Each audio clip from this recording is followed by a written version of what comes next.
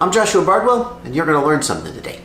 The EFAW 2407 motor has a lot of fans. In fact, when I told people I was reviewing this motor, a lot of people were like, oh, that's a good motor. But I always wonder with motors in these size classes, how much of it is actually giving you performance versus how much of it is just a numbers arms race. You know, bigger numbers sell. Right? The competitor made a 2306, we're going to make a 2407. And also on motors this size, is it even possible to use them without just destroying your batteries the minute you touch the throttle?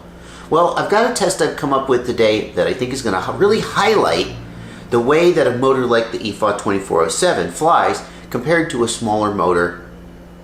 Stay tuned.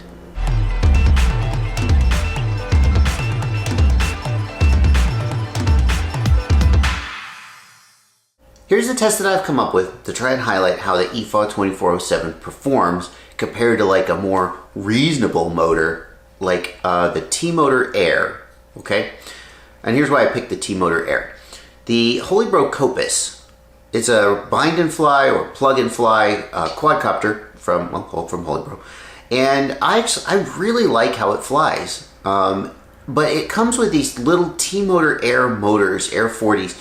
And they're smooth motors, but they're not real powerful and they're not real torquey. So you really need to be paired with a very light prop, and you don't go super ultra fast. But for a freestyle quad, and especially for a bind and fly, I think they suit the bill. The other thing I don't like about them so much is that they are not super durable, but they're cheap. So all right, fine. But one day I was looking at my wall trying to figure out what quad to put the EFAWs on, and my eye fell on the Kopis. I thought, you know, I like everything about the Kopis, except if there's one thing I didn't like, it would be the motors. So why not take these humongous, powerful motors and swap out these teeny little light, not so powerful motors, and see, you know, let's just take a V10 engine and stick it in a Honda Civic and see what happens. And that's what I did. I've got 3 freestyle flights that I'm going to show you. In the first one, it's the Holybro Kopis as it comes from the factory with the T-Motor Air motors on it. The props are Dow Cyclone, but not the 5045 or 5046 Cyclones that you're probably more familiar with. These are the T5040C. So they're 5040 props, but with a Cyclone sort of curved blade profile. I did another video where I tested them. I think they're pretty good 5040 props. They still have the relative lightness of a 5040 that makes them suited for a weak motor, a motor without a ton of torque like the T-Motor Air, but a little bit more thrust than the straight blade profile of like the HQ, the original HQ 5x4x3 or the King Kong 5x4x3 prop. So that's the props I decided on. Then I took the EFAW 2407 motors and I swapped them out, and I flew the Kopis again with the exact same props. After that flight, I kind of felt like these big, beastly, torquey motors were a little bit underpropped on the Cyclone 5040s, and like they weren't really realizing their full potential. And so I tried them again, this time on the HQ 5x4.8x3 V1S props, and I feel like that prop was a little better suited to the motors. Maybe even a heavier prop like a 5050 would be better, but that's going to be the third flight I show you. Let's go watch those flights. I'll let you observe. I'll give you my comments after each one, and then we'll wrap up in the end.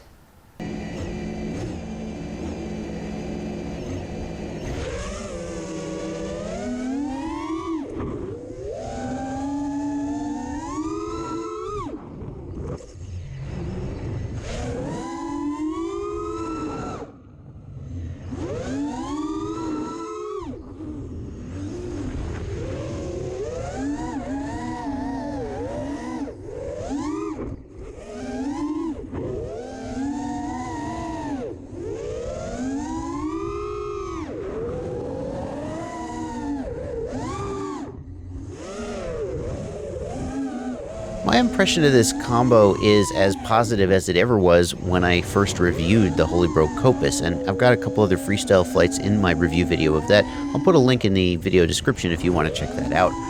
The Kopis with these T-Motor Airs has never been a really powerful quad though, and you can see when I do larger punch outs, it's not going that fast, it's not accelerating that hard, and my rolls and flips are not really very snappy. It's more of a smooth flyer, and it's very good at that, but it just doesn't have the raw power and snappiness that you're going to get from, well, we'll see if we get it. Spoiler. You can put heavier props on this quad, but then you totally lose the smoothness. You start getting a lot of Propwash oscillation, and the whole thing just sort of falls apart. Now let's put the EFAWs on there. Same props, just different motors. And I haven't changed the tune at all either. Okay, go.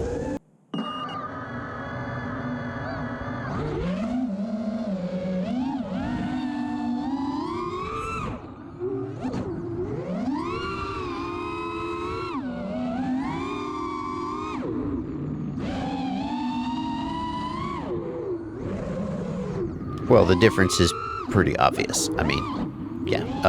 And you might be thinking, oh, hey, hang on. You're flying way more aggressively here than you were in the other one, right? That's not a fair comparison. But it's not just because I had too much coffee this morning. No, it's the additional power and snap of the motors that's really just going to my freaking brain and making me flip out on the sticks. In fact, the freestyle video that I recorded after doing this upgrade is one of the least flowy videos I've ever done because I was just having so much fun banging the sticks around. It's ridiculous. Anyway.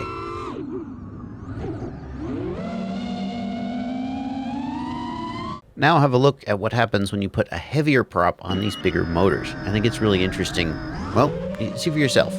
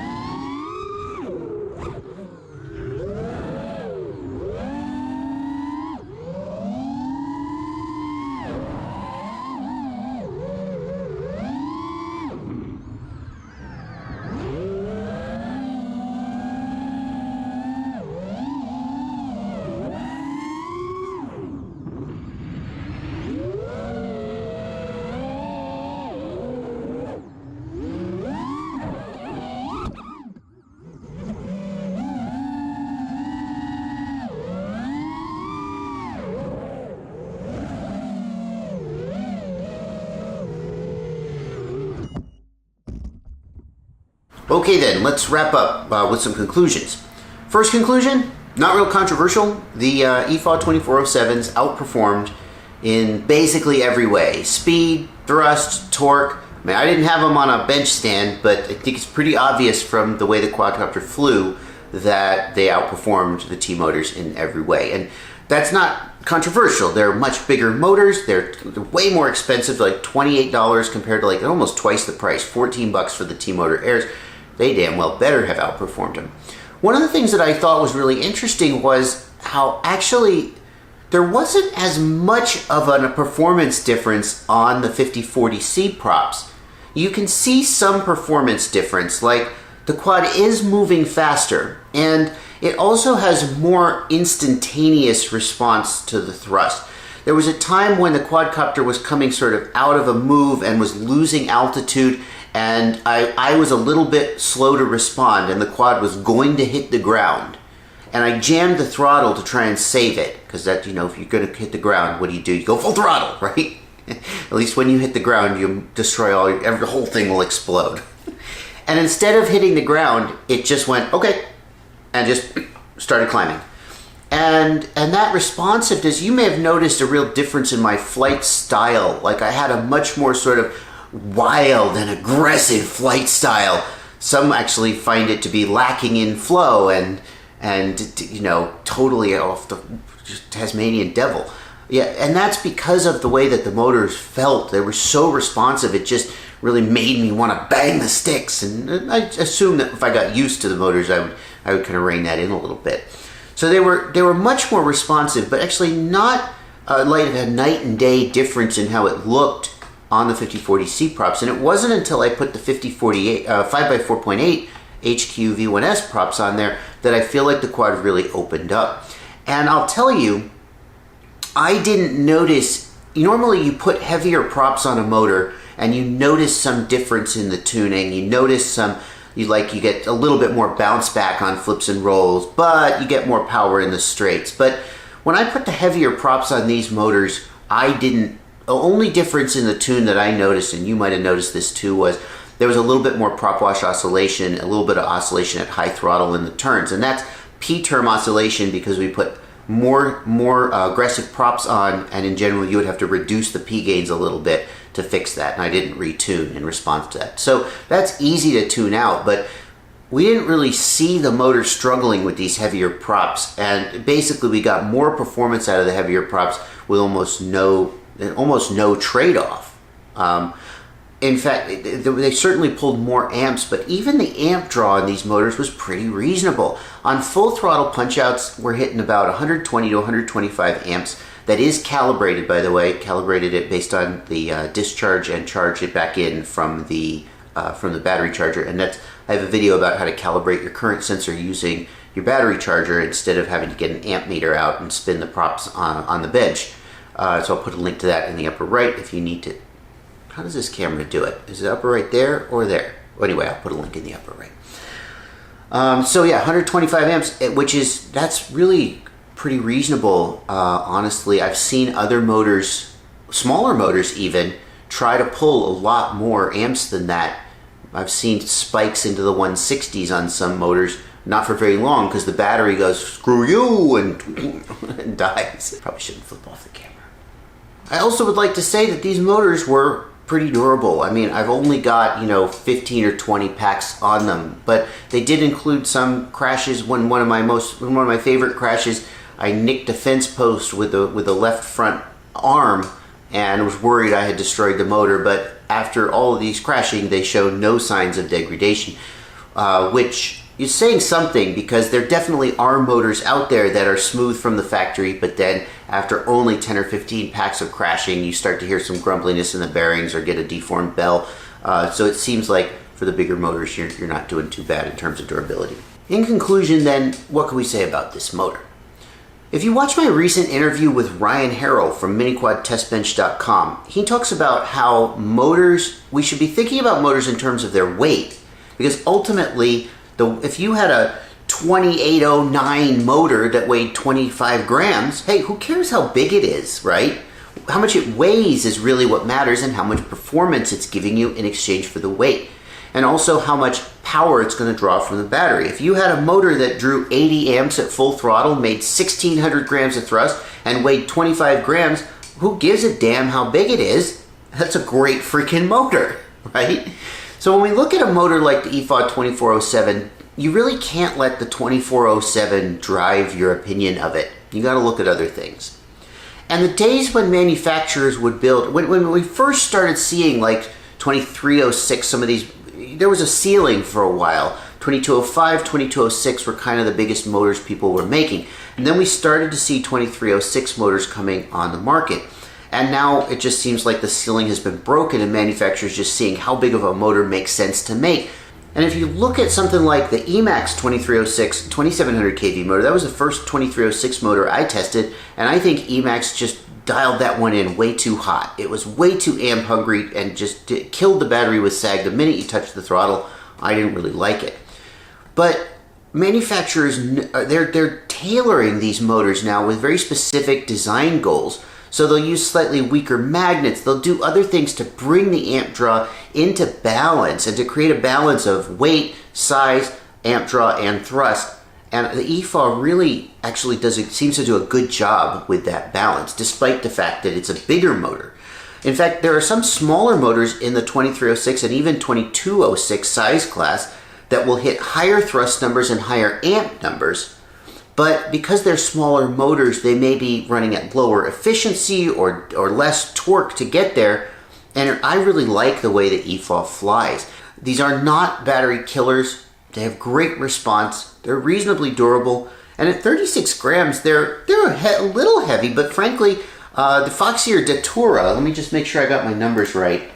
I weighed them, and I think they're pretty close to that, and they're at 2206. 32.7 grams. Yeah, Foxier Datura, 32.7 grams. That's a 2206. 2407 from EFAW, 36 grams. So it's 4 grams more, 20 grams over the weight of the quad, but damn, the performance is something. So then that leaves the one final thing that we got to talk about, and that's cost. And the EFAW 2407 is a $28 freaking motor. So let's be honest, that's a lot of freaking money to pay for a motor.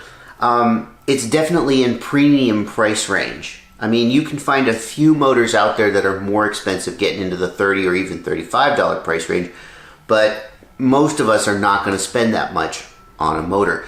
And I think the real question that is hard to answer is how a motor like the 2407 compares to, there's just tons of motors in around the $20 price range that perform really well. And maybe they only perform at 85% the performance of the EFAW 2407, but you're going to save a lot of money over the course of the quad. So I would say this is a premium motor at a premium price, and if you're in the $28 price range, it's definitely worth a look. To me, it doesn't feel like a screaming racing motor where when you touch the throttle it just goes bleh, right? But it has great response time, good performance. It might be, if I were to put like a 50-50 prop on it, maybe it'd even be a screaming racing motor. Anyway, there you go. I hope you enjoyed this. Hope you learned something. I feel like I learned something. Not to judge a motor by the numbers on its placard, and to actually have to fly it and look at the performance before you really can tell what's going on. Thank you guys for watching. Happy flying.